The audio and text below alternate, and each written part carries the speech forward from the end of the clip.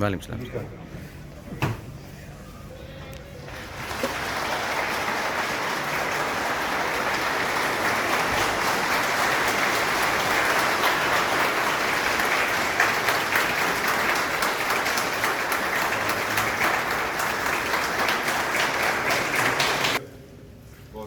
Unexpected, आप लोगों का शुक्रिया। आप लोग सबकी ताउन चाहिए। आज मेरी बहुत सारी मीटिंग्स और फुल कोर्ट हैं, फिर आप लोगों से मैं तफसीली तौर पे मिलूँगा।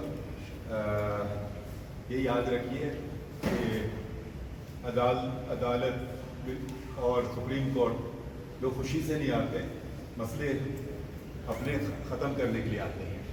तो बराए करम आप ऐसा उनसे सलूक कीजिए जैसे कि एक मेज़बान मेहमान से करता है।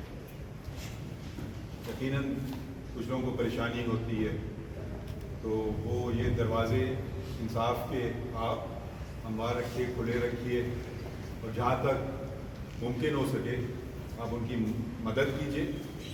बाकी काम हमारा, और इंशाल्लाह आपसे मुलाकात होगी और